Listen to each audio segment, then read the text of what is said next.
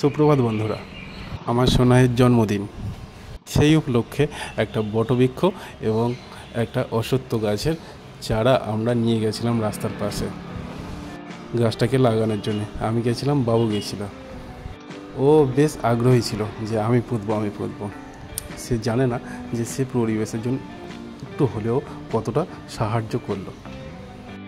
এই বট গাছটা এবং অশ্বত্থ গাছটা যখন বড় হবে, সে তখন যদি বেঁচে থাকে অবশ্যই বট গাছটার অশ্বত্থ গাছটা সেটা তো লক্ষ্য রাখবই, এবং যদি বেঁচে থাকে তাহলে সে দেখতে পাবে যে আমার বসানো গাছ পরিবেশের জন্য কতটা অক্সিজেন প্রদান করছে।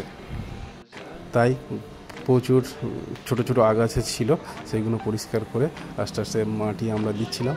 বাবুকে বললাম তুমিও মাটি দাও, তা ও দেখো সঙ্গে সঙ্গে ও হাত দিয়ে মাটি দিতে আরম্ভ করেছে। আরও খুবই খুশি যে একটা গাছ বসাচ্ছে। সে বলছে বাবা আমি বসাবো। যাই হোক, আমারও খুবই ভালো লাগলো, আর সময় পাচ্ছিলাম না একদম। আগের বছরও আমরা কিছু বাচ্চাদের স্টেশনে গিয়ে কিছু বাচ্চাদের খাওয়া দাওয়া একসাথে করেছিলাম, তাদেরকেও একসাথে নিয়ে খাওয়া দাওয়া করেছিলাম। আর এবছর একটা গাছ বসিয়েছি, সেটা হচ্ছে বট গাছ এবং অশ্বত্থ গাছ। সবাই আশীর্বাদ করবেন ও যেন মানুষের মতো মানুষ হয়।